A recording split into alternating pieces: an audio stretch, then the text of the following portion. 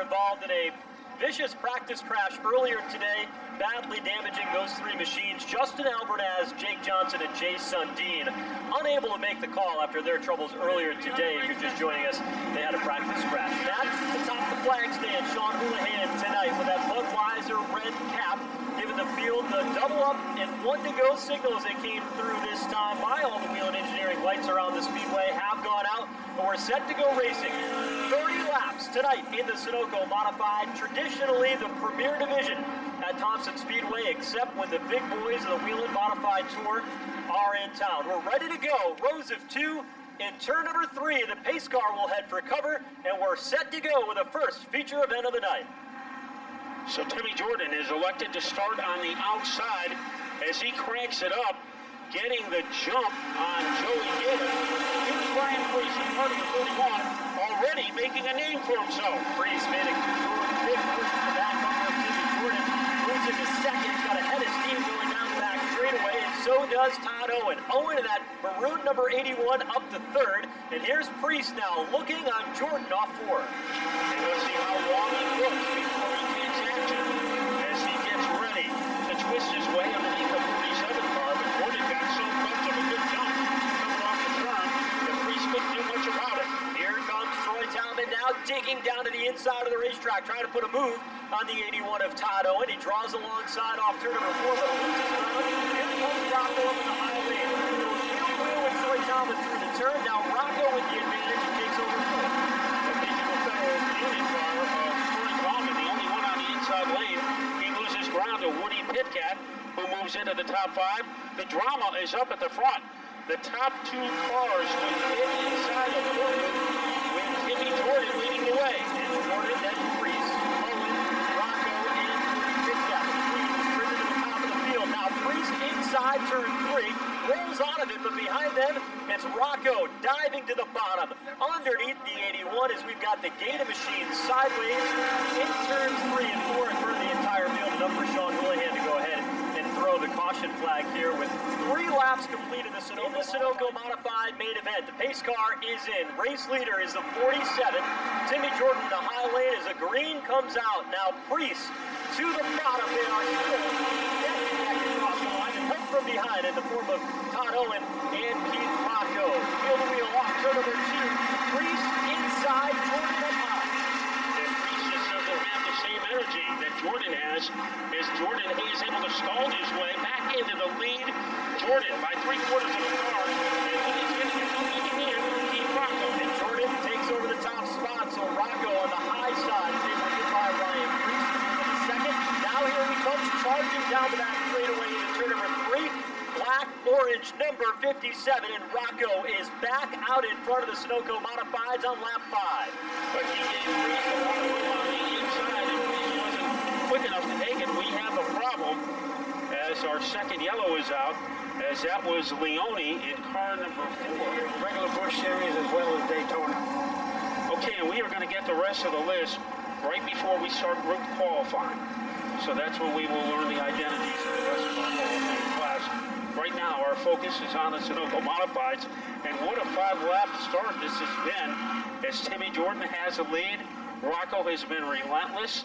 Priest has been just as relentless. And we are changing body blows here for the first 5 laps, getting ready to resume. Green flag is back out here, just 5 laps complete, and Rocco off and running there at the bottom. He's got to throw the block in the advance from Jordan, so he's able to take over the top spot. Priest now takes over second in the back stretch. And Leone is out on the track, but he doesn't disrupt anybody. Instead, it's Keith Rocco who has the firepower as they jackhammer their way into turn number 1. And almost broke the track. The 7 car is Ryan Priest. Those 2 guys have battled in this division for about the last 3 seasons. They have. The only one that's been able to defeat Keith Rocco this year has been the 31 of Ryan Priest. He's putting the heat on him through turns 3 and 4. Rocco protects the bottom, opens up the outside lane, and Priest doesn't take the bait on the front stretch. And now Priest getting ready to try to twist his way underneath the 57 car. Let's see what happens in turn number 3. Priest is content to stay attached to the back bumper of the Rocco car. Tim Jordan having his best showing of the year in 3rd.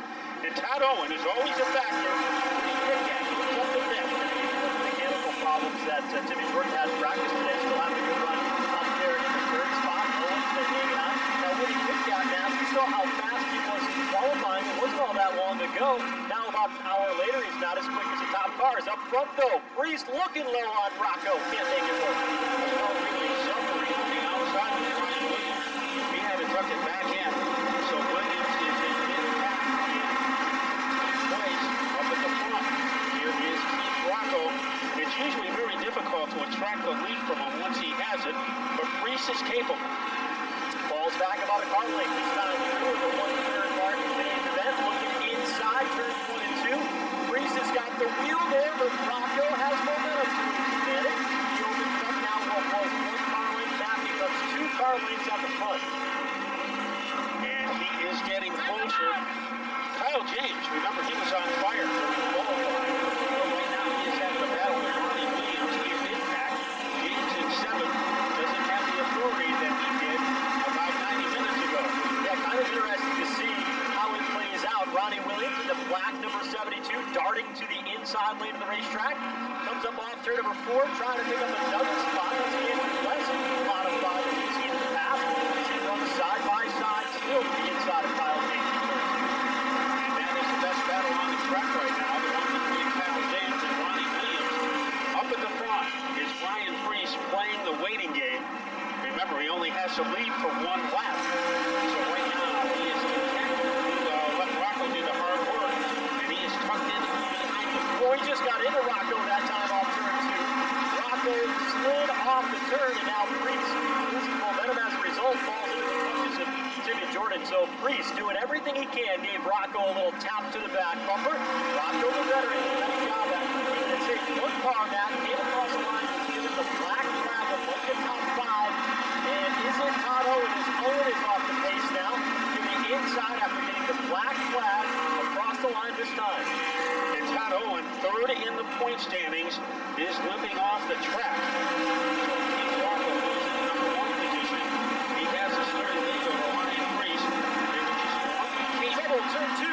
Kyle James has gone around, spins, pointing in the wrong direction. 2 cars involved. Marcello Refrano, the other car in the 68 to the high lane. He knows what the RPM is, and he knows what it should be. And he can make those compensations on the racetrack. Let's see if it pays off here. Green flag comes out. Rocco again on the bottom, like he's been all season long. Great team start over Ryan Priest and takes over the top spot. So Priest back to 2nd, and Pitcat now trying to make his way up to the top 3. He goes outside on Jordan off turn 2. And Pitcat is able to make the move. So he darts into 3rd, and as they waltz around the corner, trying to follow him, that is Ronnie Williams. Remember, Williams was in his last 3 laps ago. Well, right now, he has invaded his way into the top 4. Here they come, off turn number 2. This time, Williams in that black number 72, pounding the back bumper of Woody Pitcat. Williams, who ran a full season a year or 2 ago, now trying to get back on top of his game here, has not made an appearance yet this season here in 2018 at Thompson Pass, but it looks like he's never left. And the battle intensifies up at the front. Rocco Williams, but all over him, like a witch on a broomstick, is the number 31 of Priest. Woody Pitcat having one of his strongest efforts of the season, and Priest darts to the outside, and Rocco has him covered.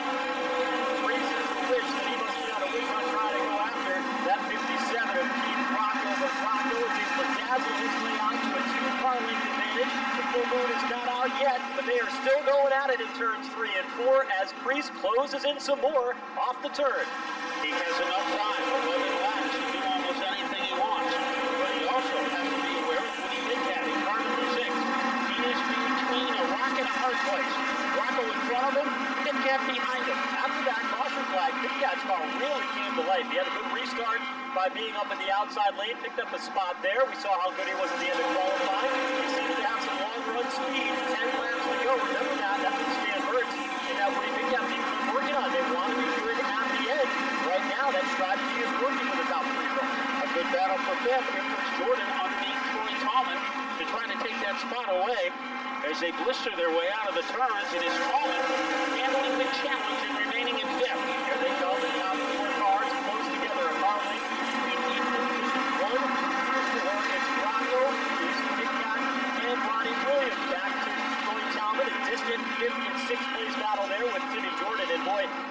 spot. Ryan Priest still a car length behind that, but you can see he's starting to get a bit anxious, constantly poking the nose to the inside, see if there's any room underneath Rocco. Right now he hasn't found it, so let's see what transpires. Turn number 3, Rocco having a steady ride.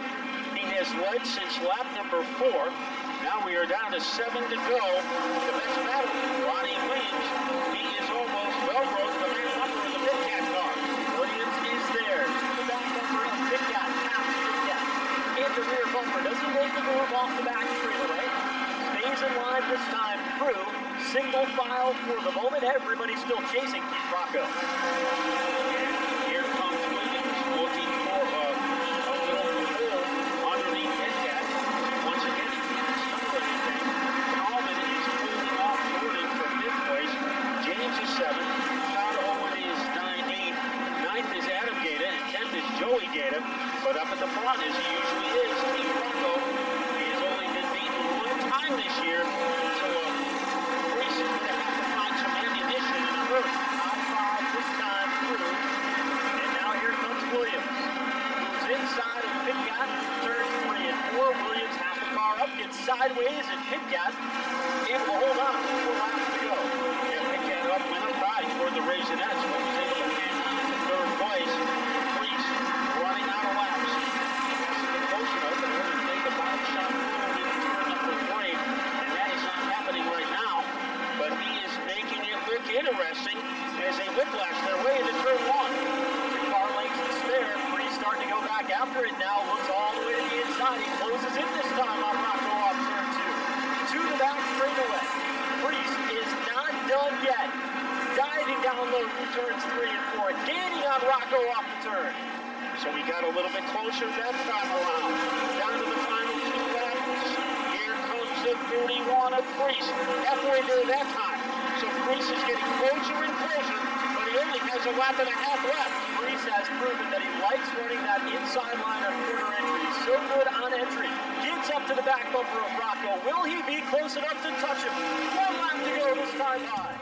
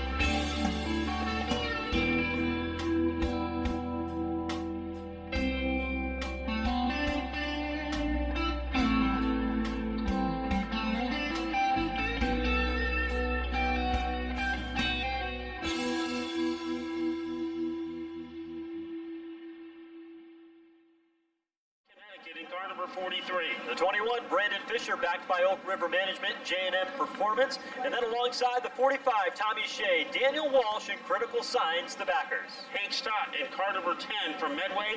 Randy Waterman in car number 24 from Danielson. The 75 is Ryan Waterman from Danielson, Bella Vance and Roy Trucking, and Dad, Brandon Houghton in the 71 from Thompson, Connecticut. Green flag is out. We'll update the rest of the starting lineup in a moment, but to the outside lane, Megan Fuller, so strong in qualifying, Matt, surges to the top spot. That was not an optical illusion in qualifying, and she does it again. We are having a three-way battle for second place. Michael Malburn going after Mike Palin in car number 02. So as they screech off the corner, Palin almost ran up against a wall. Here comes Zach Robinson in car number 14 as he plants himself underneath the 02 in a fight for third. Also right there is Sundin. Barnett following him. So two former champions are off to a great start. A great battle there, too, at the front of the field among those champions. Meanwhile, 64 Malburn gets out of shape in the high lane. That opens up the bottom groove for Robinson to sneak on through. He brings Sundin right along with him, and here comes Larry Barnett off the end of the front straightaway. And he is trying to get under Michael Malburn. Comes up empty, but he's going to try it again. Sean Monahan.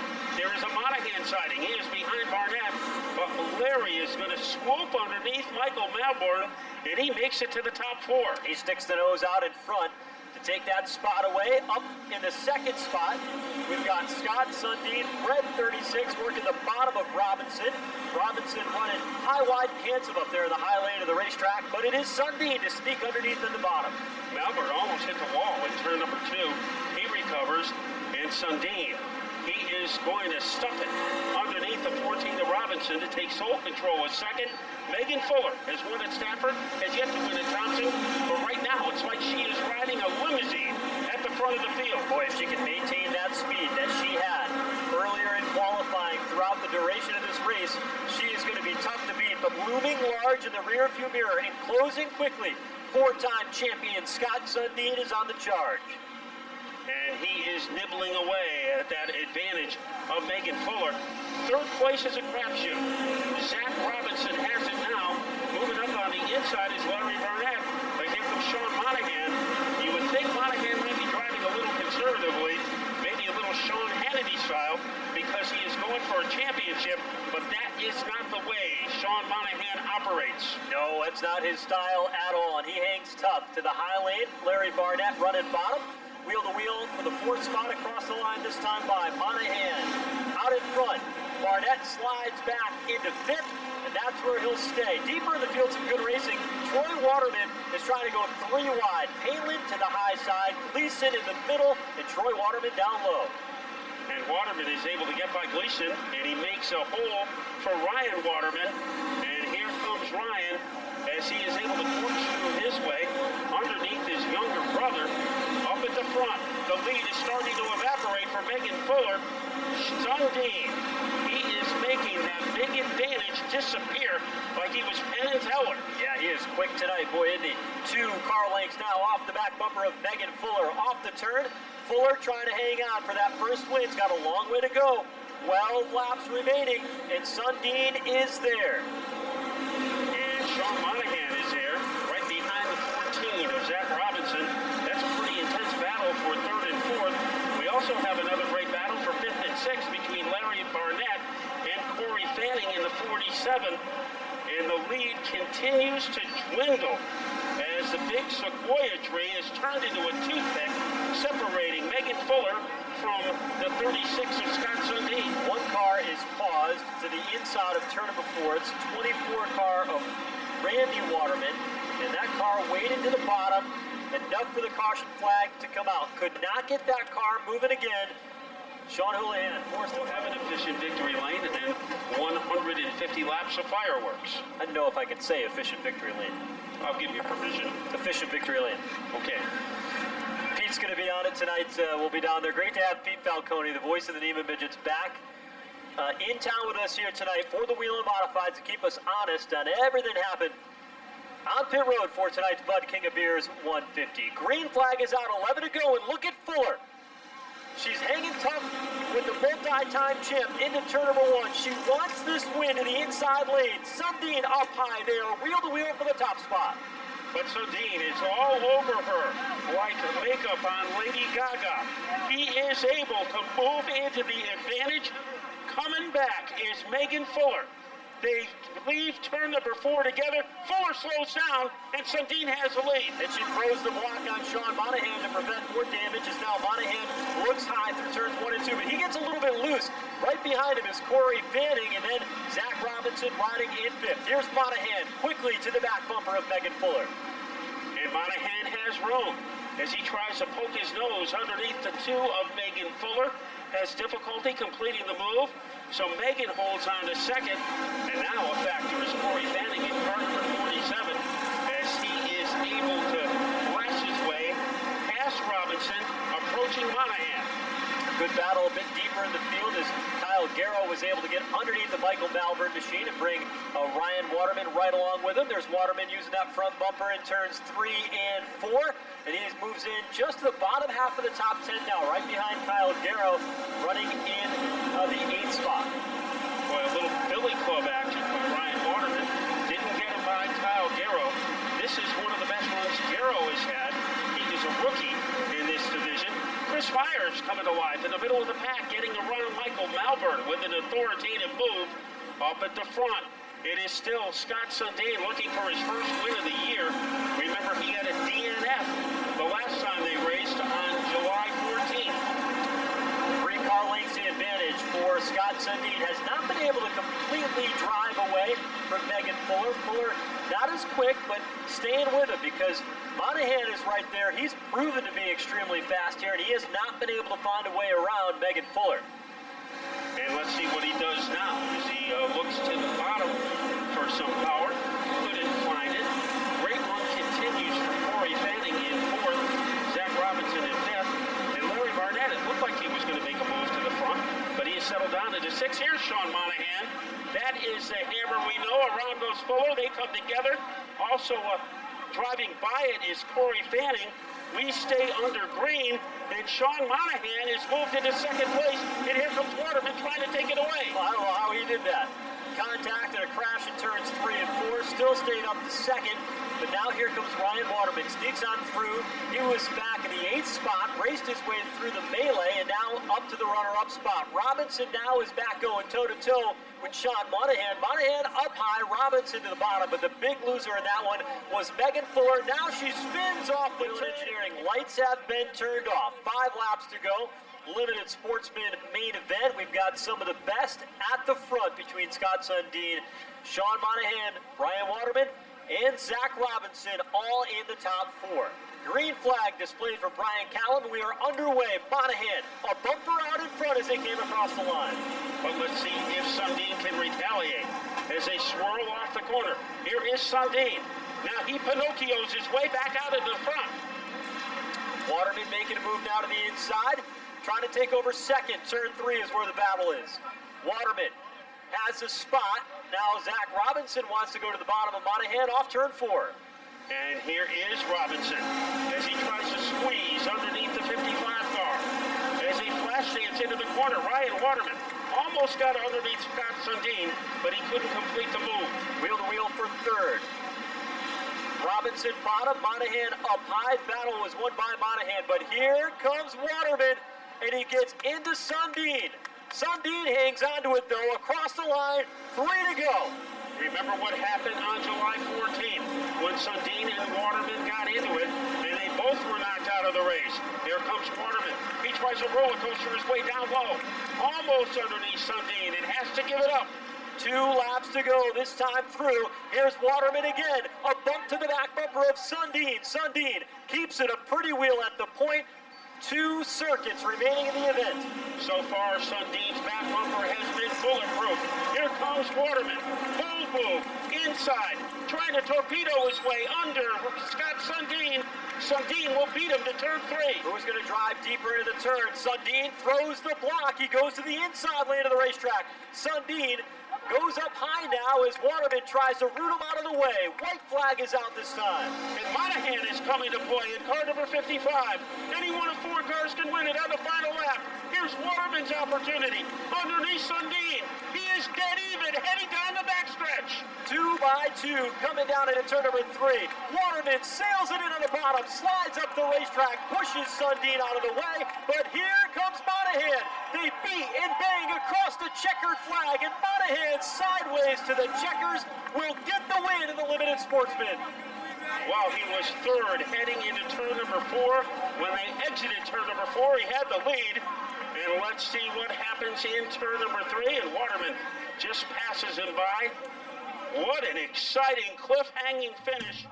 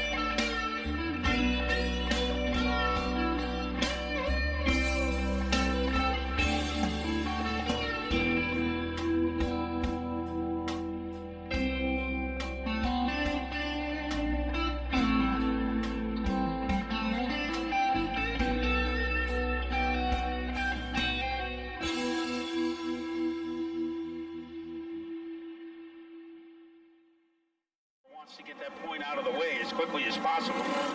Field working their way through turns 1 and 2, Matt. This is the 29th edition of the Bud King of Beers 150. This race never ceases to amaze. There's always a surprise storyline that comes out of this one. The races, remember back in the years before, where Donnie Leah drove from out of nowhere in that yellow Bob Garbarino 4 modified to win the race.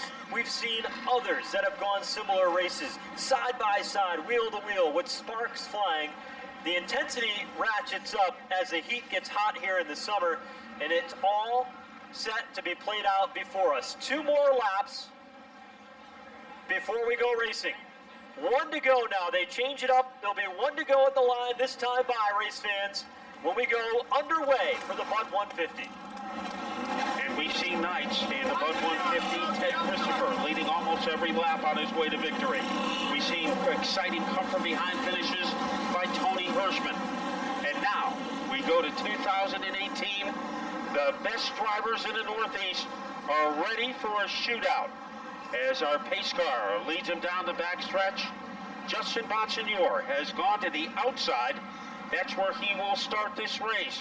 Starting the race behind the microphone, the voice of Thompson Speedway, and all over the East Coast, Joe Koss. Getting ready to go racing here, the 29th annual Bud King of Beer 150. Race fans, get up out of your seats. Let's send these guys off. 150 laps, Thompson Speedway style, wheel and modified tour action at its very best as we get set for the green flag. Good throw for Mike Burchoff Jr. in the field underway as an honorary starter. And the race is on for turn 2. Justin Bonsignore on the outside lane takes over the top spot and brings right along with.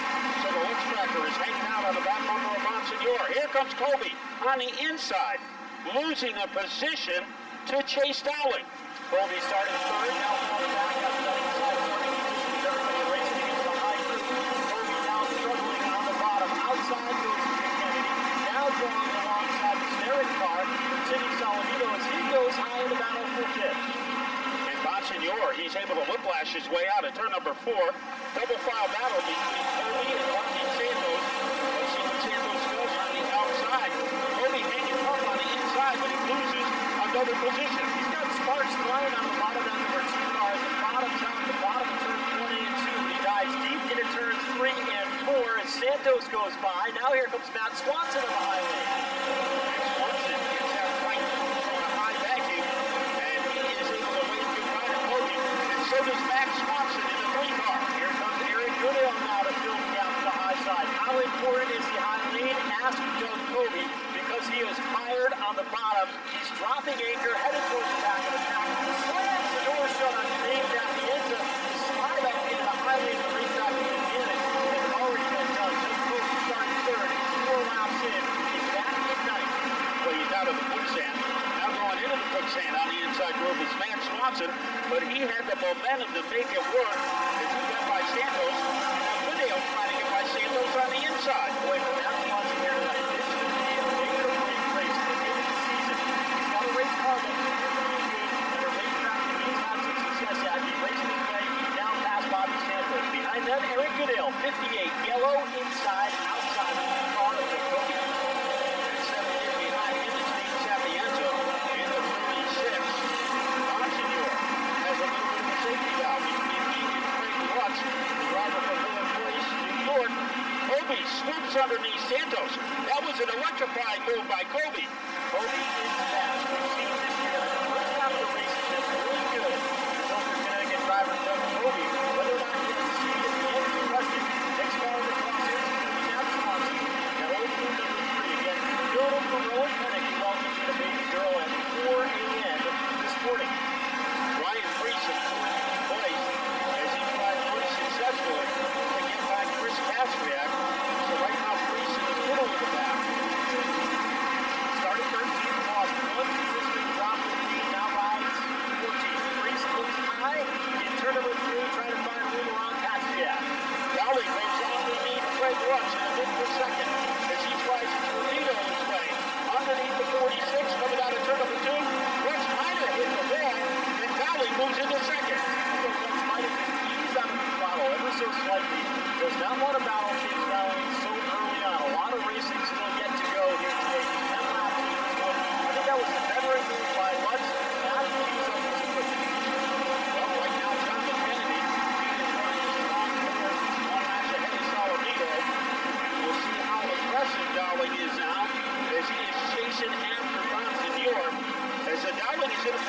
So he almost has to run the table in order to have any chance of derailing Monsignor as long as Monsignor continues to run as well as he has been doing.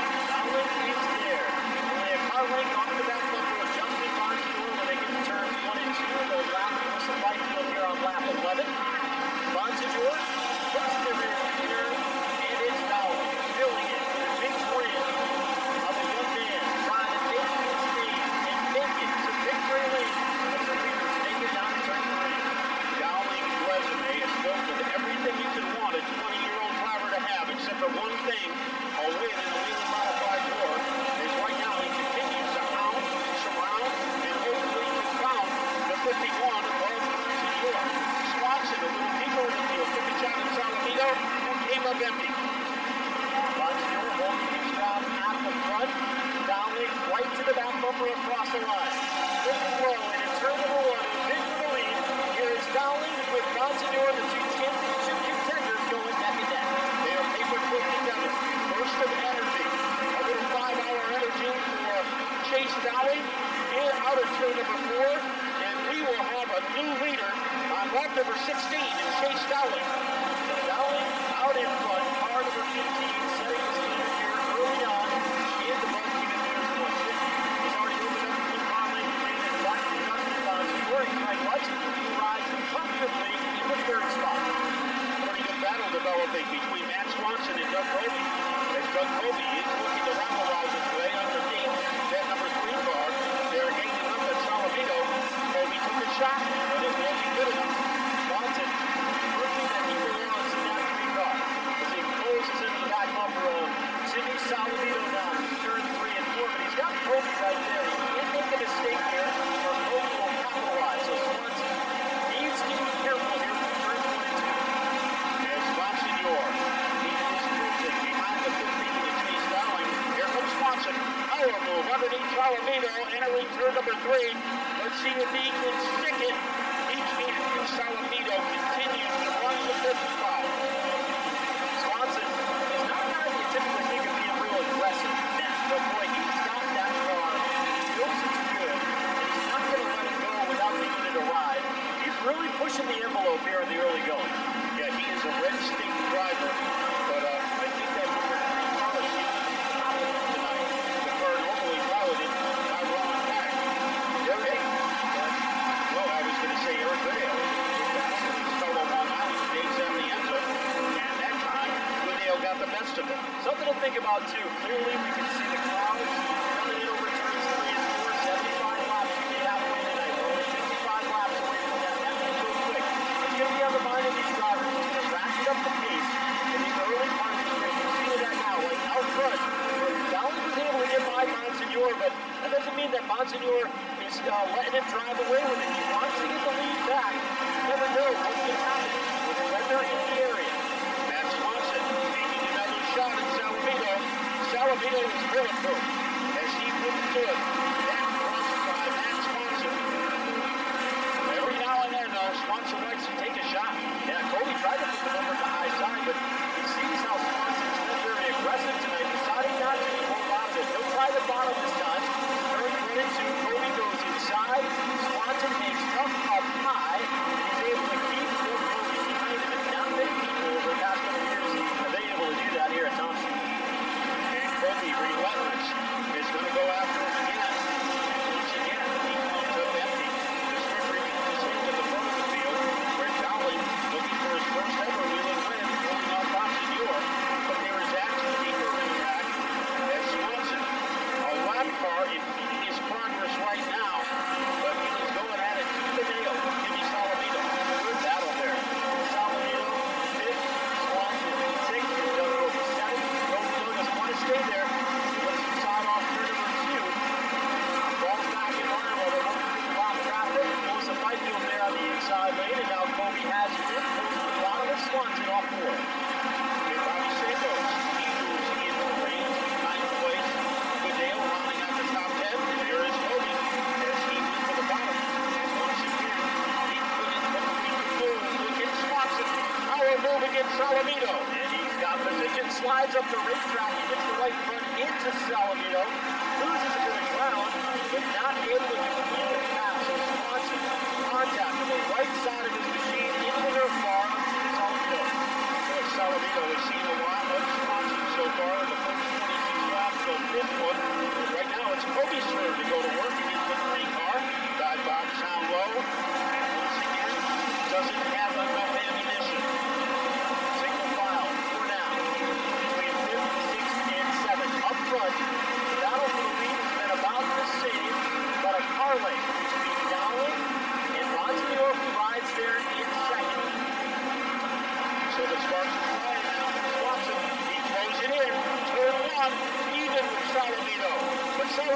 adroitly pulling away. They are crazy blue together, and Swanson finally gets by the 16 car. Well, Salamito, just like we saw Frank Lunsky earlier, got up high off turn number 2, eased out of the throttle and let Swanson go by. But Kobe was right there and nearly ran right through Salamito because he didn't expect him to stop coming off turn 2. Yeah, a little Matador action that time by Salamito. Braved the wind of red tape, and Swanson went through it. Now let's see Kobe, how aggressive he will be to try to take the spot away from Salamito. That is 6th place. Here is Kobe now, looking inside off the turn. Can't do it there. Falls back in line. Now looking again to the bottom in turn 1. And how hard will Salamito race it? Right now, they are riveted together, and Salamito has the best of it heading into turn 3. Here is Kobe retaliating down low. As Kobe trying to pull even, can't do it.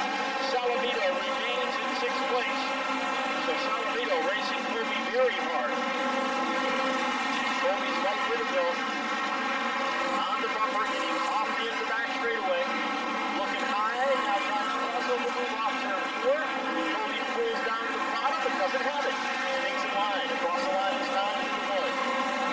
And his hard work pays off. He goes up, shuts the door on Salamito, and takes over position number 6. So Kobe now up to 6th. And Swanson is driven away from them and is trying to track down the York car of John McKennedy. Swanson, I got one of the quickest cars in the racetrack here. He's turning lap times of 19.8 in traffic. The race leader Dowling is at 19.6. He's over them now 3 car lengths ahead of Bonsignor. We haven't talked that much about McKennedy tonight, but this is one of his best efforts of the season since the icebreaker. And he is gaining ground on Greg Lux. He's been running Riverhead Raceway with this team and had a lot of fun over the past couple of weeks. Meanwhile, on pit lane, the 85 car of Ronnie Silk is going behind pit wall. We'll get an update from Keith Falcone on the status under the next caution flag of that 85 car for Ronnie Silk. The third place attended by Greg Lux is starting to dwindle as McKennedy trying to corral that number 48 car. Up at the front, it is still Chase Dowling with a pretty good safety valve. And McKennedy continues to erase that gap between he and Lux. Close it in, 2 or 3 car lengths off the back bumper, 36 laps in. Tonight, Deacon Beers going to get to the right field on 15. We'll rejoin the competition here at the exit of turn number 2. Chase Dowling still the race leader with Chucky Bonsignor. They come across the line now, Matt. You got a healthy advantage back to the 3rd place car, and that belonging to Greg Lutz. You got to go back 4.2 seconds to the 3rd place car. Yeah, so 3/10 of a second separating the top 2. And that is not that significant. Let's see what happens as they air rifle their way off the turn number 4. Lux knows McKennedy is gaining ground. So Kobe and Swanson. So those 4 guys are really in pursuit of that number 7 car. It's like the 7 has turned into a bullseye for John McKennedy. So Kobe now charging in on McKennedy to turn 3. It had a lot of traffic with Calvin Carroll and Ken Hagee. And Kobe is able to get by Hagee, get by Carroll. And now he has open air between himself and the 48 of McKennedy, Lux and McKennedy. And here comes McKennedy, almost on cue, as he is trailing by the length of a surfboard against the number 7 or 48 of Lux. McKennedy is there. And Chuck Ruby is going to the afterburner here all of a sudden. He struggled to get by both Salamino and finally got by Swanson. And he is charging quickly to the back bumper of John McKennedy in turn 3. He gobbles up another 3 car lengths as he gets closer. To use a racing cliche, the car is front in for Doug Kobe, as it is a 3-way shootout for 3rd. Lux goes up high, and that gives the adrenaline for McKennedy. And here he comes. What will Lux do in turn number 3? Once again, he goes up high. Lutz starting to lose the handle here now as he has got these heavy hitters right on the back bumper. John McKennedy and Doug Kobe. Lutz has got a little rocket. It's a black and red 46 for Lutz and the red 7 New York for John McKennedy. And Lux wound up in the balcony for a couple of laps. Now he's trying to calm things down, but McKennedy is right on his back bumper, close enough to do chin-ups on the spoiler. So McKennedy is in a hurry, and so is Kobe. Kobe gone to the afterburner. race leaders. Heavy lap traffic across the line. Parent scampers down to the inside to get out of the way. And Dowling and Monsignor go sailing on by around the top. Two great battles to watch. The lead midway down the back straightaway, and third and fifth off turn 2. Kennedy gets by Wade Cole, so the lap traffic is out of his here for the time being. And now he will be able to attack Craig Lutz. Lutz once again takes that dangerous high line, very close to the wall in turn 3 and 4. McKennedy had tried to the bottom that time, and he sees that Corby is down there as well. Corby falls back in line, so McKennedy a bit stronger in turns 3 and 4 than Craig Lutz is.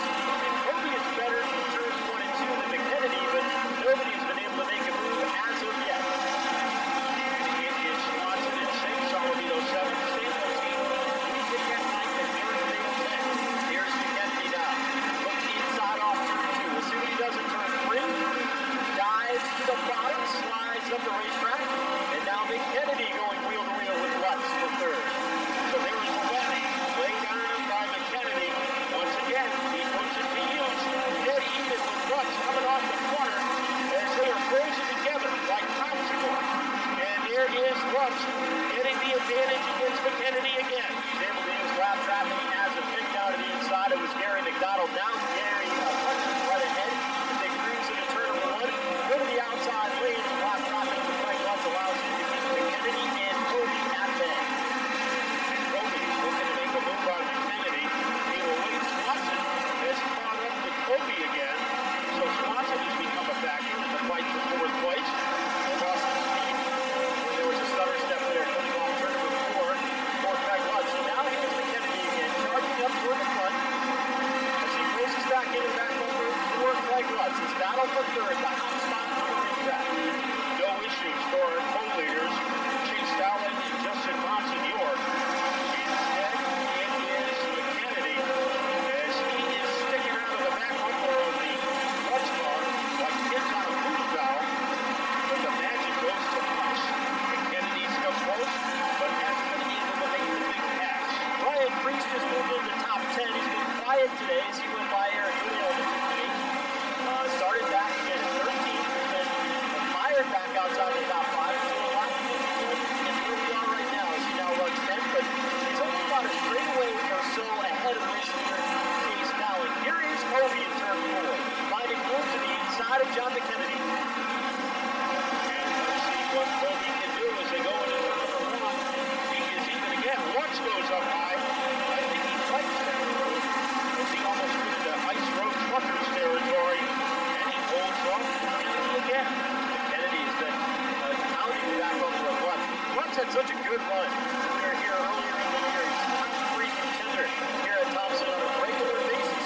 Trying to maintain that here. Early moment with McKennedy pounding it back there. He is running an unorthodox line, but it is working for Craig Lutz. Here comes Kobe. Power move as he showcases his skill against McKennedy. And once again, not enough ability to drop back behind him. Here is McKennedy throwing the block on Kobe, but Kobe drives all the way to the inside of the turn. We saw Ryan Priest try that angle in the Sunoco modified event. He could not get around Pete Rocco, and we're seeing a similar thing now in the wheel modified program. Now, Ryan Priest is snapped. There is a lot of distance between himself and the 9th place car of Woody Pitcat.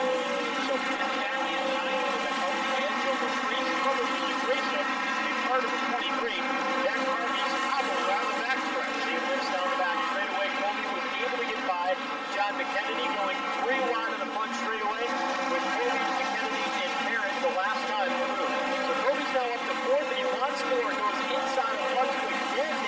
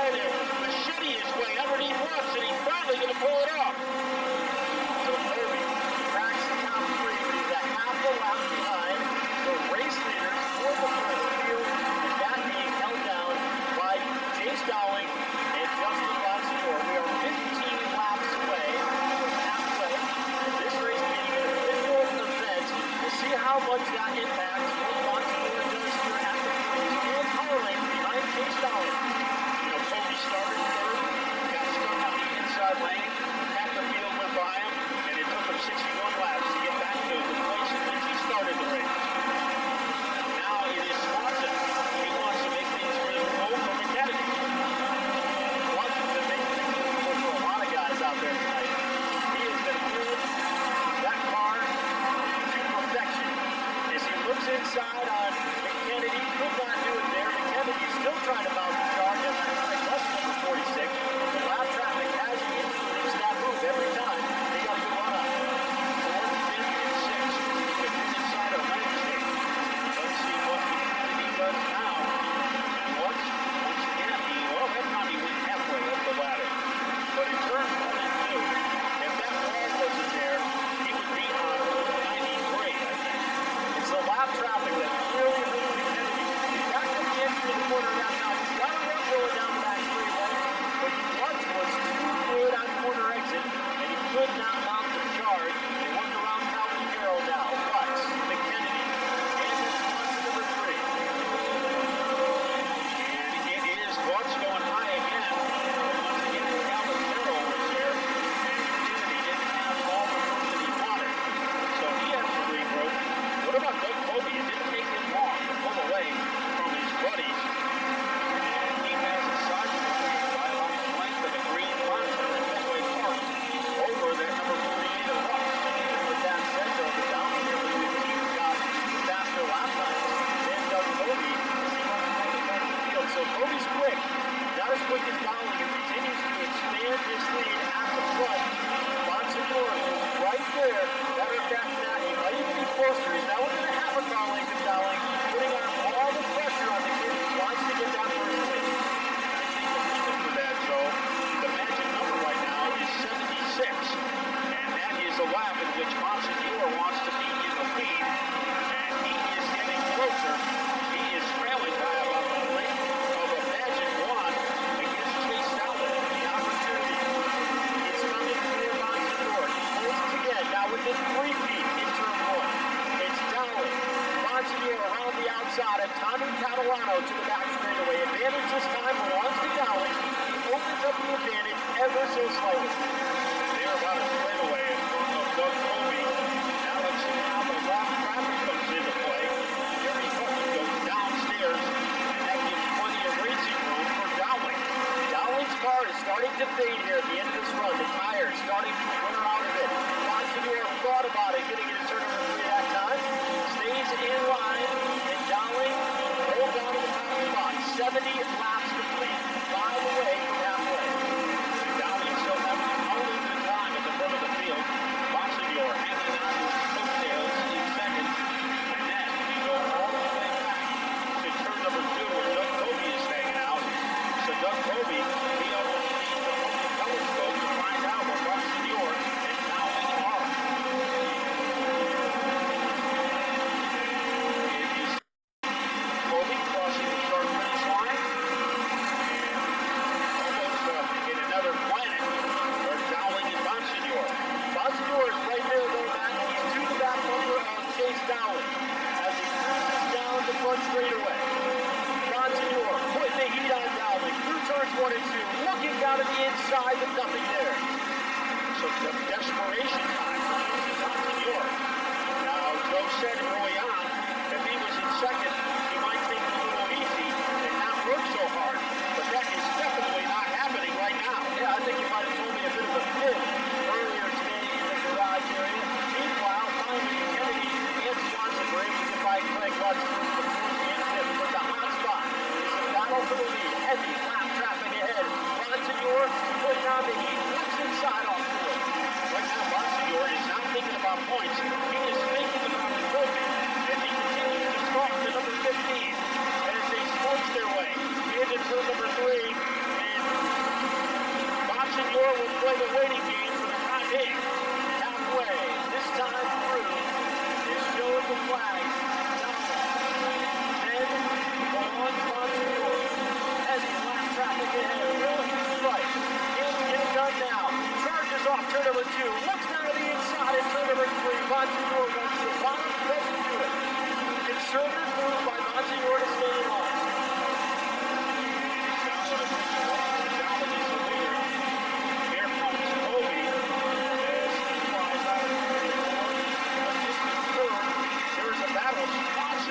Getting by the 7 of the Kennedy, so Swanson is in 4th, Kennedy 5th, and Craig Lutz in 6th. What a run today by Matt Swanson in that car. Really. Now moves into the 4th spot, getting by the Kennedy car. He never stepped into that car until 4 o'clock this afternoon when practice got underway. So he is a quick learner.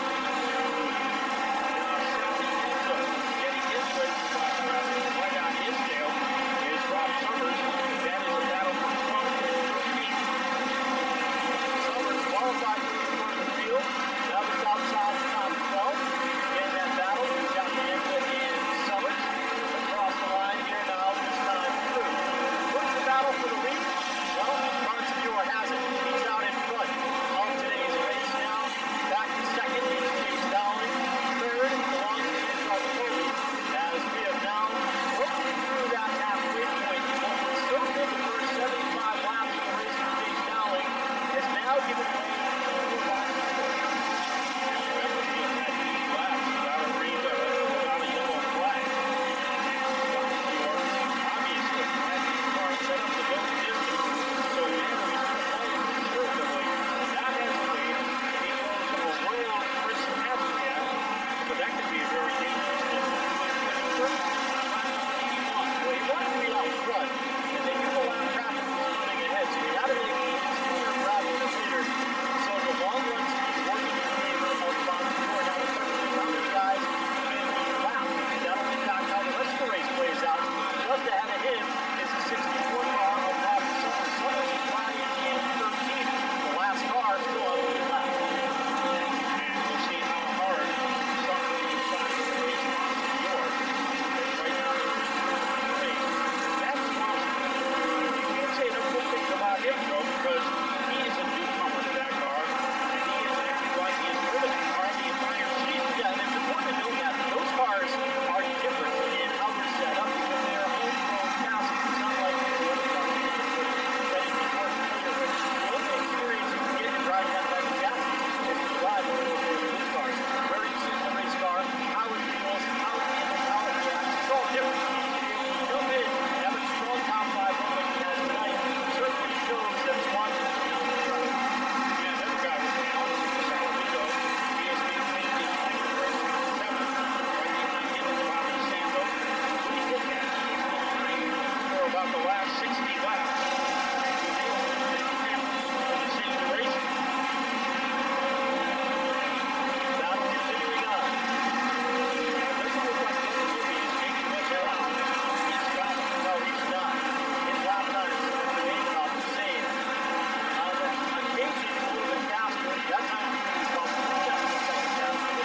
That's not to say that Dowling wasn't tempted by some heavy lap traffic, because that's exactly what it was. Dowling had to work that lap traffic. Meanwhile, Cody trying to cruise through. He's got a lot of the racetrack to deal with. That's why he's able to close in, but he's still about 2 turns behind, about a straightaway behind the second place. I think of all the drivers on the track right now, and a close call there as the car is in trouble in turn number 4, almost hit the wall, and that is the 77 of Gary Clark.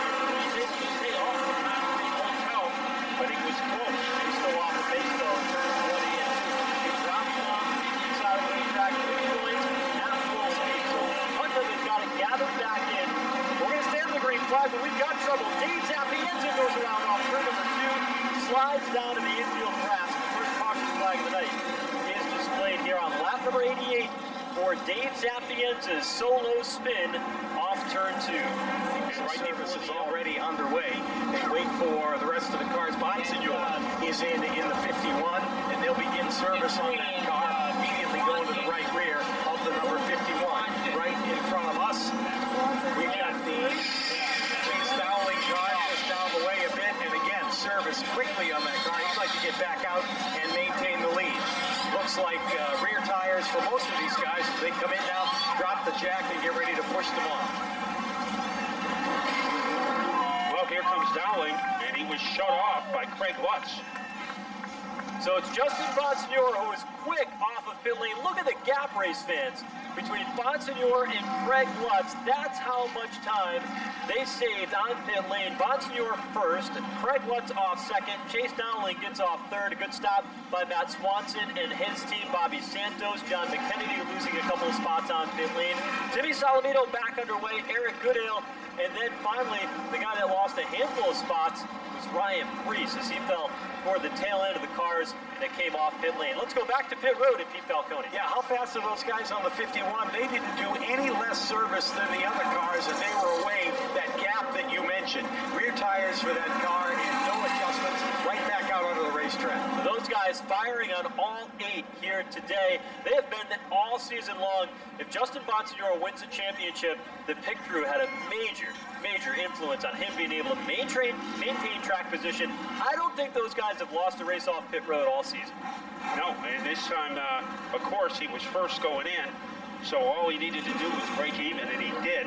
Bonsignore has been good on the inside groove. He's been good on the outside groove, but tonight, once again, he was good on the middle groove, which is pit road. Now, this is a very interesting strategy here today. 93 laps in. We've got 57 laps to go. Let's remember, who is on the lead lap? So far, I've got 11 cars on the lead lap, Matt, and that's interesting because Doug Coby and his team, rolling the dice, they decided to stay out. Phil Moran and Doug Coby both told me this afternoon, they said, our key for the race is what happens after the pit stop. The problem is, Matt, they never came down pit road. Yeah, now Robbie Summers is in front of Coby, but he will be getting the lucky dog. And Justin Bonsignore, he was first, made a pit stop, and came out second. That's pretty good. As Doug Coby, I'm sure, will be taking the outside groove on his restart, and he'll need it because he has 90-plus laps of wear and tear on his tire and fresh rubber for Justin Bonsignore. So, will Bonsignore be able to take the lead on his restart? Here's why they did it, Nat. 56 laps to go, 11 cars on the lead lap. If Doug Coby and this team can go about 20 or so laps, they're going to have better tires by a bunch over everybody else. Now, why is that important? In the second half of the race, the teams have the option to put a softer compound tire on. Doug Coby and his team, among many others, will put that soft compound on. That tire isn't as good for 56 laps. You know what it's good for? About 30 or 35. That's the play that Coby and Phil Moran are trying to make right here. For it to work out, they need a caution flag about 25 laps from now, and then they'll be in prime position to have the best tires. We'll see if that happens. Well, right now we are ready to re-crank it up. And there is Coby making a move on the outside. Chase Dowling. He is following Coby, but here comes Bonsignore. Right now he is first in the tailpipe of the number 2 car. Coby to the lead. I'm surprised he's able to maintain with the older tires. 95 laps on his tires, while Justin Bonsignore has fresh Hoosier rubber. So Bonsignore gets through. Coby is second as Dowling tries to down to the inside. And with only 12 cars on the lead lap, Coby has the pit stop happening when he wants to. Isn't going to have to get through that much traffic and get his lead back. But right now, the pace setter, the brightest flip on the radar screen, is Justin Bonsignore. Well, you can tell Coby's holding them up, though, because they're stacked up 2 wide behind him. Meanwhile, Bonsignore already opening up 10 car lengths in advantage. And here comes Santos now inside under the 2 car of Coby. And he did have the adrenaline flowing. Coby was the fourth from Salamito. Salamito is back up into the top here of the field. And Santos trapped on the inside. He gives up the number 3 position to Salamito. And Salamito gets by Coby with the greatest of ease. Yeah, he knew he had to drive it in there. Meanwhile, Swanson is up in the loose stuff, scuffs the outside wall ever so slightly. He's able to keep on moving, but he's going to lose a whole bunch of track position. Meanwhile, Coby falls back to 4th as well. Jimmy Salamito and Bobby Santos down through, and now here comes a hard charge from Chase Dowling in turn 3. Dowling has momentum. Heading into turn number 4, it is Dowling who is trying to catapult past Coby. Coby pulls him up slightly. Dowling will try to move again, and Dowling dead even with Coby. Coby's pretty keen, a little stubborn here. Coby right in the highway. Now, normally we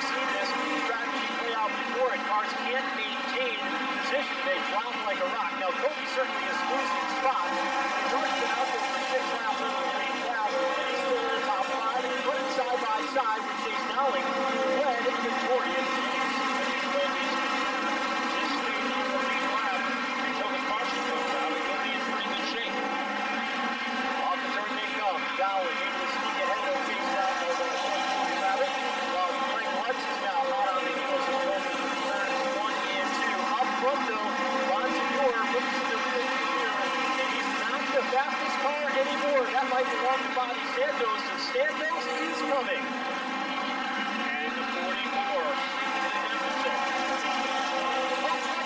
Eric Goodale down through the grass along the front straightaway, comes back out onto the racetrack, and continues on. And on came to the bench. Goodale was running by himself on the straightaway and just pulled on through the grass. As his Chevrolet turned into a John Deere. He was able to get through the wall. Bonsignor being challenged by Santos. The last time around, Bonsignor was 19.557. Santos 19.560. So Bonsignor is back to being the fastest car. But visibly, you can see the line able to make up. Because Santos is charging now 4 cars lengths behind the 54 car. And behind them, Dowling is trying to make up the lost ground. He pulls to the bottom of Jimmy Solidino in turn 3. On that last lap, Bobby Santos 10ths of a second faster than Bonsignor. He's on the hunt. 43 to go. In the front, Peter Pierce 150 here tonight. It's Ron Stewart over Kobe, and now Chase Dowling in third. Solidino and Lutz rounding out the top 5. And Joe, who has a better finishing kick on the Wheeler Modified Ford than Bobby Santos? Not many. So Bonsignor knows he will have his hands full the last lap. Santos is 1/10 of a second faster. Santos is an expert at conserving his own. He's not going to go out and be flashy and leave a lot of laps early. He knows that's not what wins him races. What wins him races is that big race taking that position for him to go. That's his style. That's what works so well for him over the years. And he is right there in the thick of it. Two back bumper of the race leader, Bonsignor in turn 3. Remember, Bobby Santos is not running for a championship. He is running for trophies. And he is coming closer and closer away from the Stogie separating Bonsignor from Santos. Off the turn. Our lane remains the same. How about the third place car? Dowling. He looks as though he's going to do that. The stopwatch shows that. He's in the 19.6 bracket, nearly a 10.5 faster than Justin Bonsignor. So it did not be done with 40 laps to go for Chase Dowling. He broke through some of the traffic he was fighting through, and now he is set sail in that third spot. Working back into Saladino. Frank Lutz is maybe in the top 5 of the races of the race. Being challenged right now by Kennedy. What do you think that goes down low? Again, Kobe. So Kobe is in 8th. He is still on the lead lap. And right now we have 12 cars on the lead lap. That's the way it's been after that caution flag. They haven't been able to catch a tail of the field as of yet. So a long way to go for that. Bonsignor ahead of the 44 car of Santos by the slightest of margins. Up ahead, we saw a change of position as John McKennedy swept underneath the Greg Hutchinson in turn 2. And he has now moved in the top 4. So he has some life left. A couple of laps to go. Speaking about intensity, Bobby Santos hanging on like a Christmas tree ornament in the back bumper of the Justin Bonsignor car. And it looks like Santos is going to go inside and maybe he can move anytime he wants to. Yeah, Santos is pretty proud. He's not going to show his hand too early. The other thing too is being in the spot like he is, he can dictate the pace that Justin Bonsignor runs. Is anybody nervous about making a mistake? It's Bonsignor. He's a lot more nervous than Santos is. He's got a lot more to lose. Yeah, even though Bonsignor is in the lead, I think Bobby Santos right now is the strongest rank. And things are being stirred up a little deeper in fourth because Saladino gives up vision by McKennedy. McKennedy goes in hard and takes over the spot. He's got the spot now. Fourth for McKennedy. Stopwatch still back. We continue to watch. Chase Dowling down in the 19.6 second bracket. Finally, Bonsignor was able to turn the lap on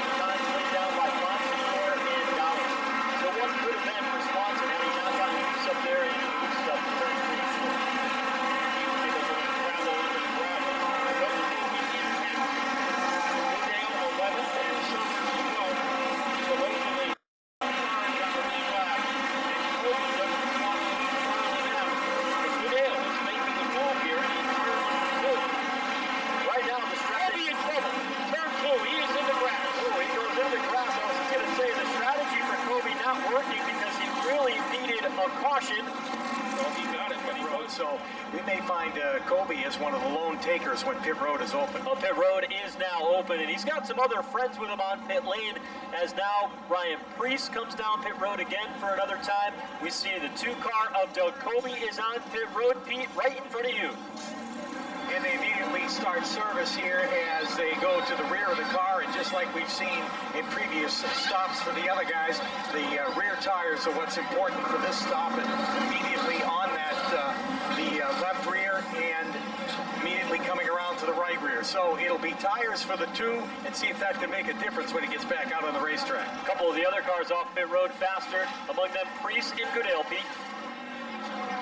Yeah, Goodale is already back onto the racetrack. Also pulling back out is Kobe now, as he's down and away, and the Preece finished that service. Same thing, tires on those cars. We'll see if that can make a difference in the last handful of laps of this race. Well, we've seen Preece execute this strategy before, so he is coming out in 8th place. And when we resume, it'll probably be in a couple of laps. Preece will have better than 20 laps to try to track down Bonsignor. They will allow the lead lap cars to line up ahead of everyone else, so they'll sort out the lineup. Andrew Krause was the free pass award winner. He will be brought around when they give them the 1-to-go signal. So Justin Bonsignor, the race leader, then Bobby Santos, Chase Dowling, they were running lap times faster than anyone else and were toward the front of the field. The other car to watch was Swanson. He was running times as fast as Justin Bonsignor, but he was mired deep in the pack. Now, these tires are about 30 laps old, and that's the advantage that Kobe and some of the others will have. Woody Pitcat only took 1 tire on that round of pit stops in the 82, and service was done on the 58 of Eric Goodale as well. Matt, drama at its best. They'll have 22 laps to go when we get back under the green flag of the Bud King of Beers 150, and the guys in the back of the top 10 have all the fresh rubber. The question is there time, and is it enough? Okay, the 13 cars on the lead lap. Justin Bonsignor, Bobby Santos, Chase Dowling, John McKennedy 4th, Timmy Salavito 5th, Craig Bug 6th, Matt Swanson 7th, Ryan Preece 8th, Eric Goodale 9th, Woody Pitcat 10th, Doug Kobe 11th, Rob Summers 12th, and Andrew Krause 13th. 22 to go in the Bud King of Beers 150 as the field creeps up off turn number 4. The race leader, Justin Bonsignor, in the high lane, gets the green flag from Bob Slade and gives a good start up in the high lane. Kennedy right along with it, but here comes Bobby Santos to the bottom. Contact is made, but it's Bonsignor with the lead. Boy, Bobby Santos went as low as you can get and almost grabbed the lead and almost took out the leader. Settling into 3rd is John McKennedy. 4th is Dowling and Russ, but Bonsignor is pulling away. And McKennedy now challenges for the runner-up spot. Can't do it there. Bonsignor with a monster lead on the back straightaway. Battle for 3rd. It's Russ working inside of that 70-York car of McKennedy. Making a bold move on the inside, Ryan Preece.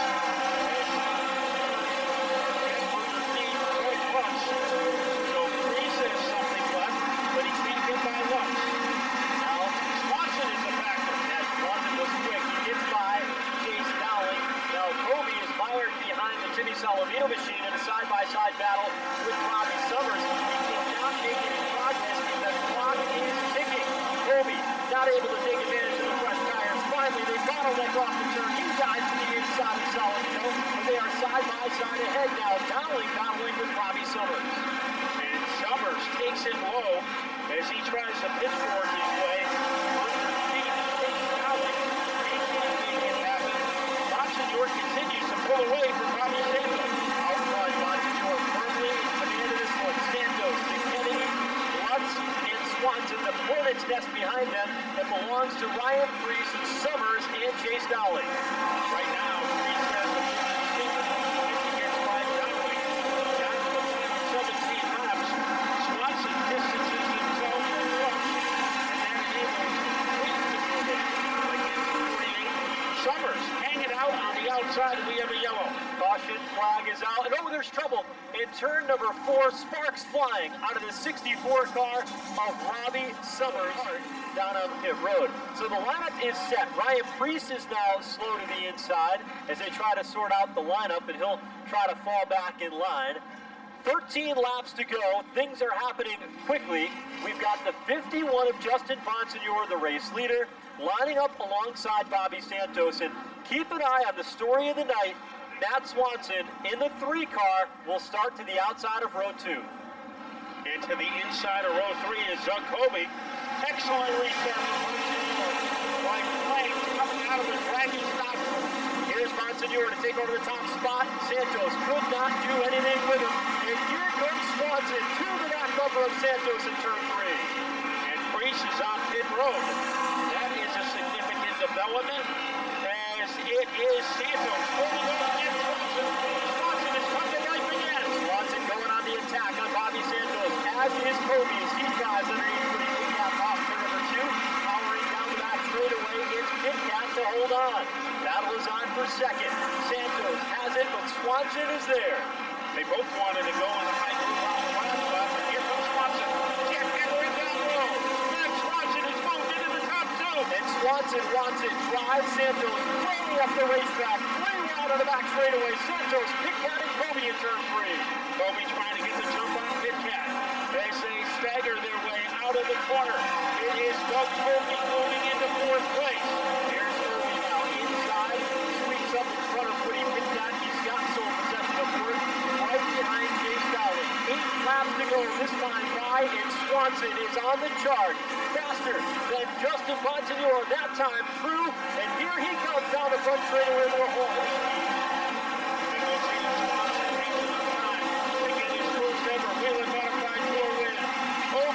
Taking a move underneath Dowling.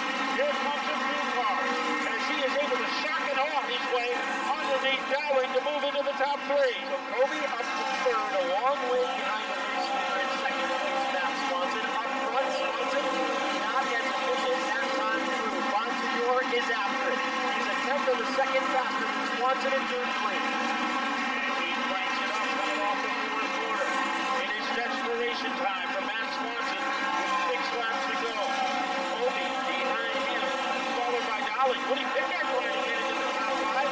And Santos gets him high up the track.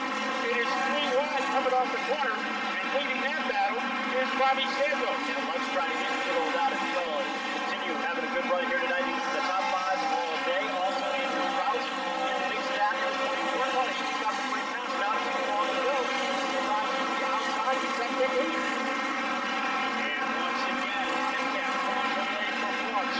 Up in the front, Bonsignor looking to go 3 for 3 at Thompson Speedway Motorsports Park. Leading by a furlong over Matt Swanson. Healthy advantage out front. Down the bottom of the circuit for Justin Bonsignor. Remarkable year continues. Said he'd like to be a bit more cautious today. Knew that if there was an opportunity to win, he would go for it. But he was aggressive the entire 150 laps. He's 3 laps away from his 3rd Thompson win of the season. Kobe trying to pick up 1 more spot as he moves into Matt Swanson. That is for 2nd place. So Kobe, how much pizzazz does he have left? And Swanson goes up high, and Kobe trying to fireball his way underneath him. Here's the back bumper now with Harley behind the battle for 2nd. Throwing Pennick, boy, that's Swanson. That quick car to the high lead on turn number 2. Kobe is there, closing in, and makes a bid. Did into turn number 3, does not have momentum. And Bonsignor, it could be coronation time for car number 51. Kobe trying to yank 2nd away from Max Swanson. Here he comes down low. Final time around though for Justin Bonsignor on the back straightaway. No round traffic to contend with as he hits the banking of turns 3 and 4. This time by and on to the main straightaway. The checkered flag is out. And the 3rd time this year at Thompson, Justin Bonsignor is going to critical signs victory lane. Matt Swanson is an excellent run here today, proving that he belongs to that 3 car up to 2nd. 3rd place, Doug Kobe. They played the strategy game today, Matt, but it did not work.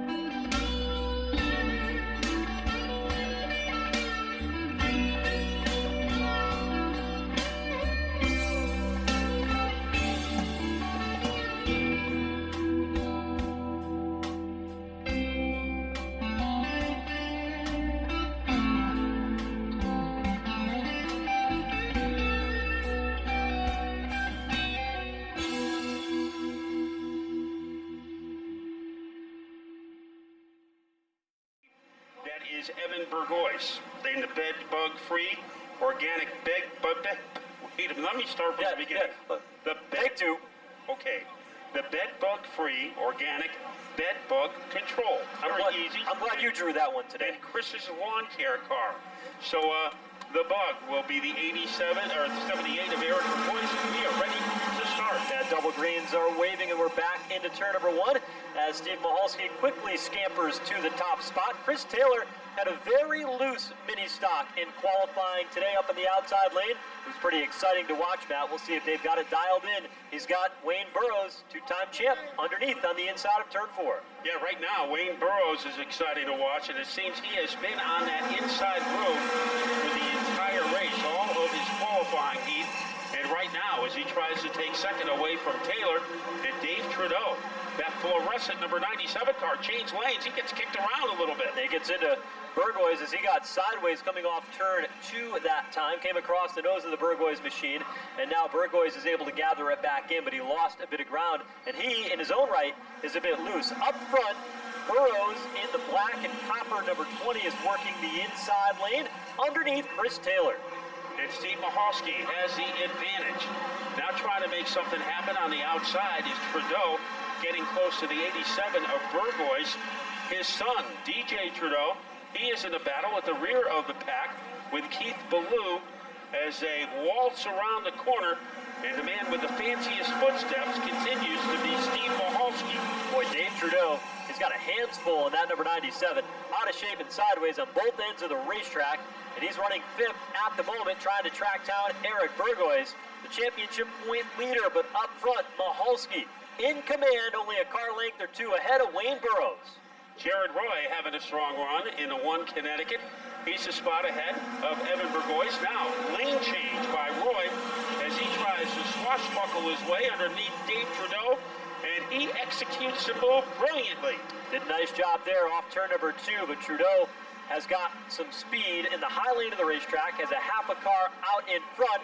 Roy to the inside, Trudeau nearly coming together in turns 3 and 4, but the battle still belongs to that Roy machine on the inside lane, who's able to take the spot away. Michalski leading all over him like salsa on a tortilla chip is the number 20 of Burrows, looking for some elbow room down low.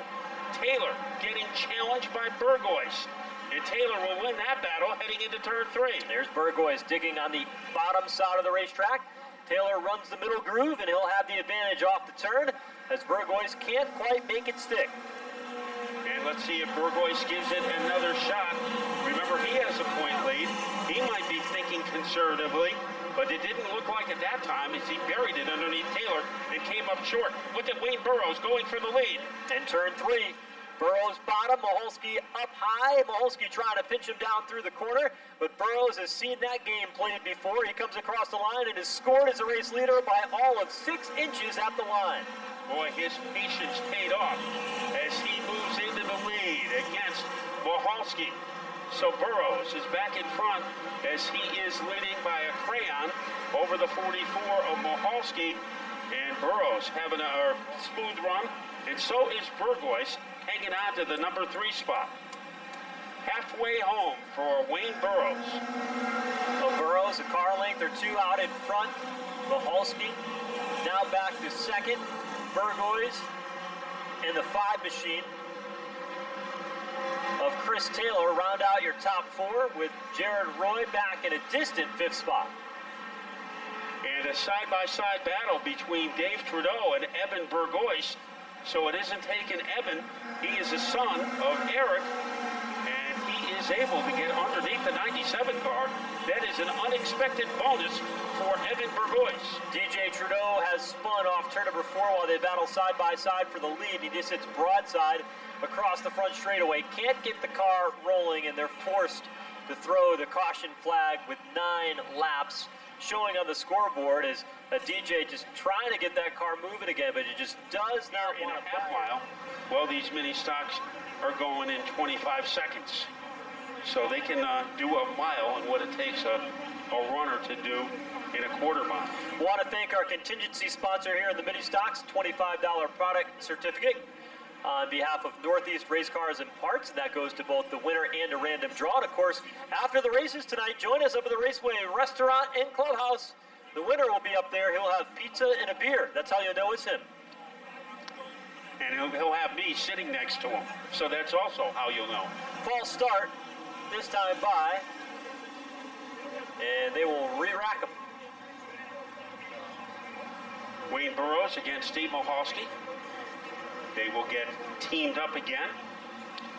And the guy to look at, Eric Burgoyce, currently running third. Let's see what kind of restart he can generate as we get ready to turn the ignition key again on our mini stock feature with 6 laps to go. Here they come, off turn 4. Green flag is waving, and we are underway once again, and Burrows on the bottom gets the good jump, leading the field into turn 1. And Mohalski trying to stay with him as Mohalski trying to hang on to his fire suit, and he survived the challenge by Eric Burgoyce. And Mohalski, he is back in second place. So Mohalski to second. Now Burgoyce is back to third, but everybody is chasing Burrows. 5 laps to go. And there is a gap between Burgoyce in third and Chris Taylor in fourth. And now Mohalski moving in as he is trying to stuff it underneath Wayne Burrows, but didn't have enough energy to pull it off. He has to fall back in line behind Burrows on the back straightaway. Deeper in the field, a good side-by-side battle. Dave Trudeau trying to hang on to position there in the high lane while Evan Burgoyce works the bottom, and the advantage belongs to Dave Trudeau. And Jared Roy right behind those 2 cars up at the front. It is a narrow, slender lead by a toenail for Burrows, and now he pulls away from the 44.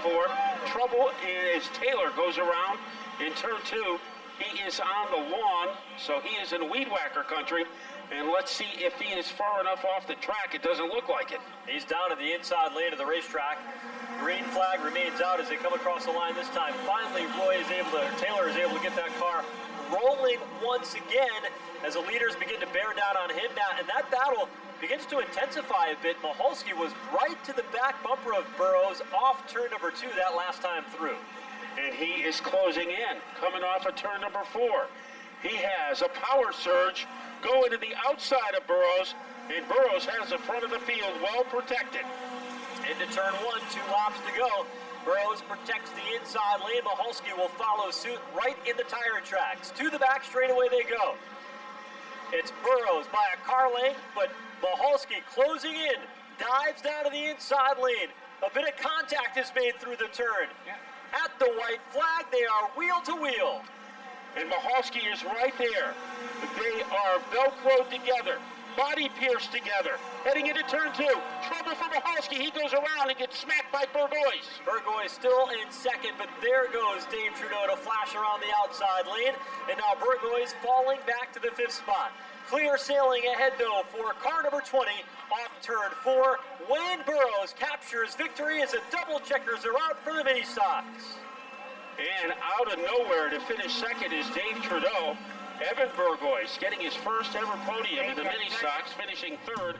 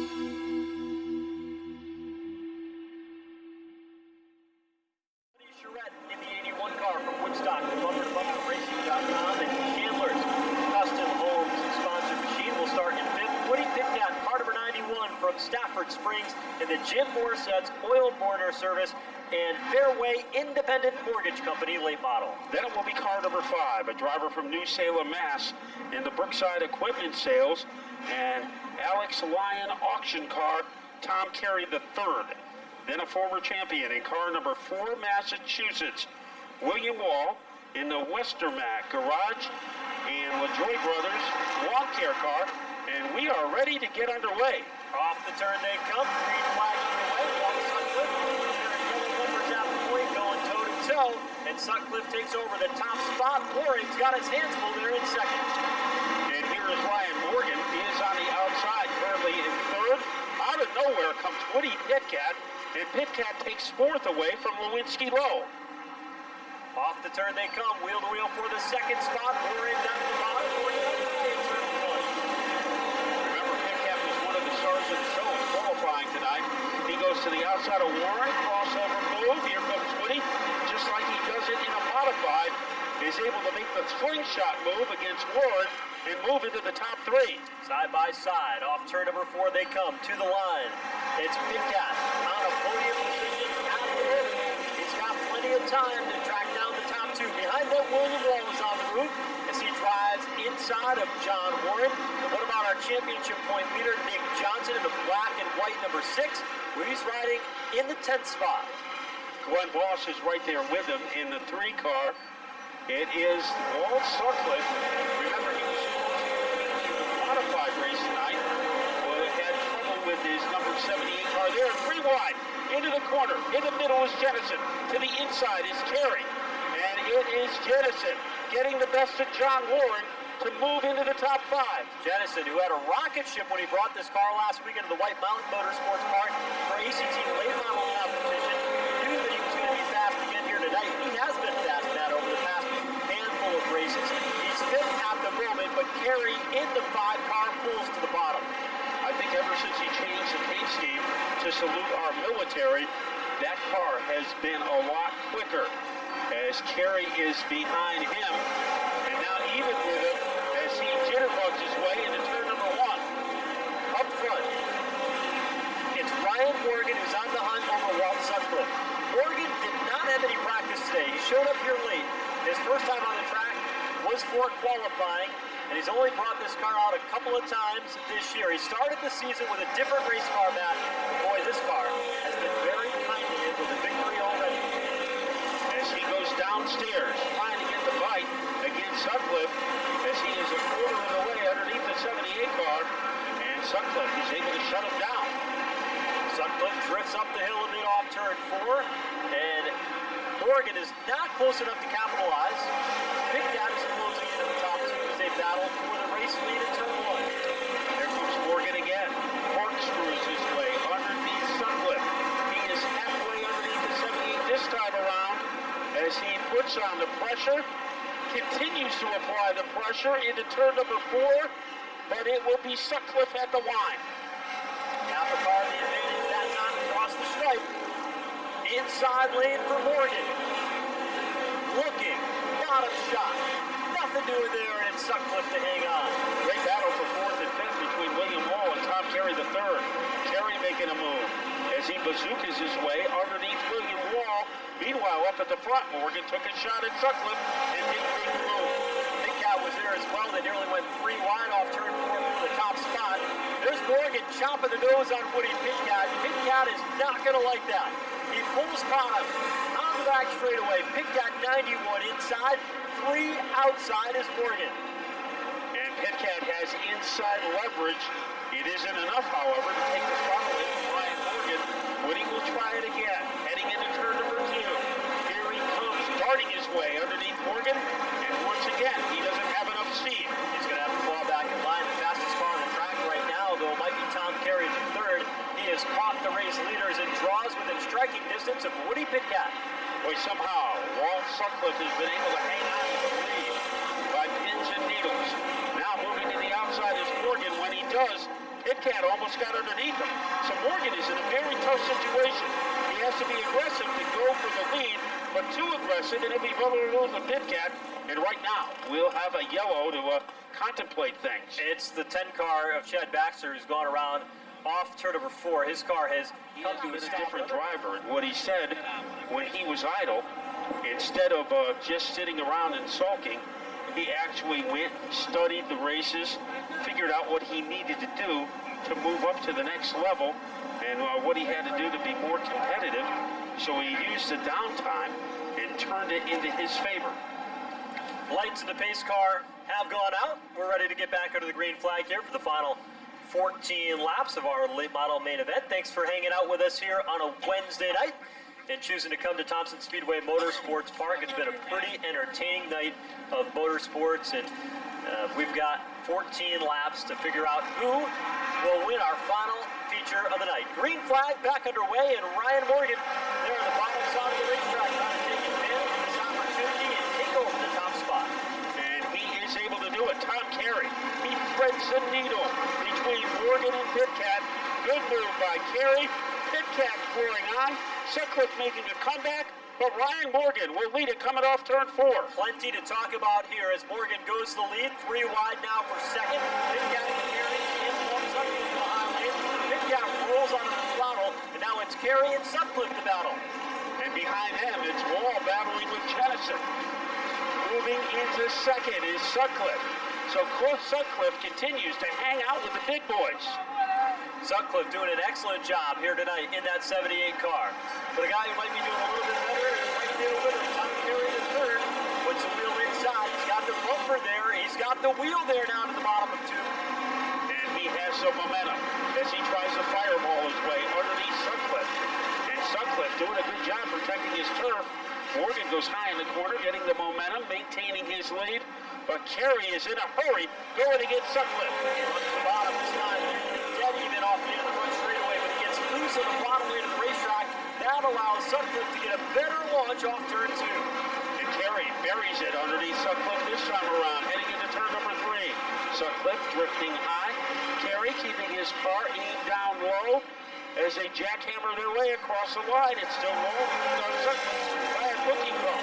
Deeper in the field, another side-by-side battle between William Wall and Mark Jennison. These guys are in the midst of the championship point battle as well, second and third. So that's an important one to watch. On the back straightaway, literally, sparks flying and smoke billowing off the 5 car. A bit of contact to see rubbed along the 78 of Walt Sutcliffe, and you can see the damage on the right rear of that 5 car where the smoke and the tires came together on the back straightaway.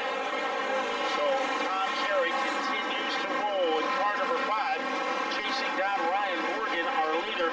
Pitcat right now just in 4th. Wall is pulled away from the 22 car in 4th.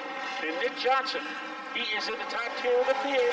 That's what point leaders are supposed to do. Here comes Carey now making a bid for the top spot. The bottom of turns 1 and 2. Carey runs low. Nothing doing there. Morgan holds on. And will Carey take another shot? He does right now as he tries to blast his way underneath Morgan. And Morgan is equal to the challenge. Carey is not relenting. Here they come back in turn number 1. Carey beyond 5 at the bottom. Morgan up high 31. Momentum is the winner here as Carey's car just getting bound up at the bottom. Can't get back to the gas quick enough.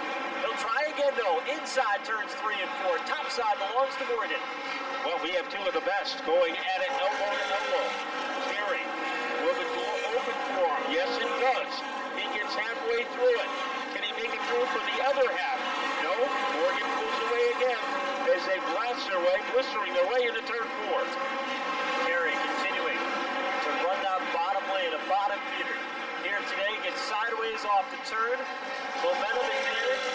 Morgan, 5 laps to go, turn 1 and 2, and Carey kicking that back end out sideways at the entrance of turn 1 and 2. So the fire and fury by Carey. Let's see if we see it again, heading into turn number 3. Morgan going up high. The hole is open. Carey trying to get through it. And that time there was contact between Morgan and Carey, and Morgan was able to maintain his lead. Carey's really trying hard to carry that momentum on full direction, but he can't seem to muster enough speed as they get off the turn. Down the back straightaway they go. Morgan with the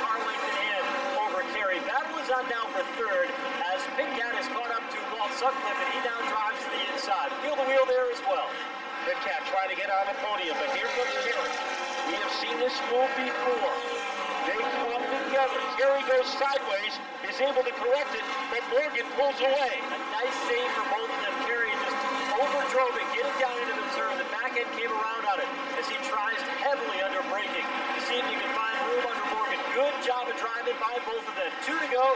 This time by Morgan and Kerry. 1 car length separating the race leader. Morgan knows he's going to get at least one more charge out of Kerry. Let's watch them as they go into turn number 3. They butane their way into the corner. And Morgan has a little cozy advantage, but here comes Kerry again. Kerry changed his strategy, backed up the turn, now trying to pour on the steam off the end of the turn before, but he couldn't quite get it done that time. Final time around. One more shot for Kerry as he comes off turn 2. And let's see what happens. They ignite into turn number 3. Slower car in the way gets out of the way. Here comes Kerry. Make a break move, heading into turn number 4.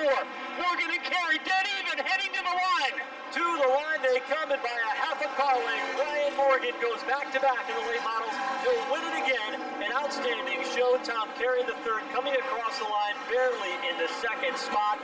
And Woody Pitkat came home third. How about it, race fans? You can't ask for anything more than that.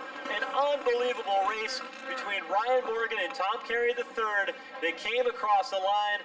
Margin of victory about 4 feet on the racetrack, with the advantage going to Ryan Morgan.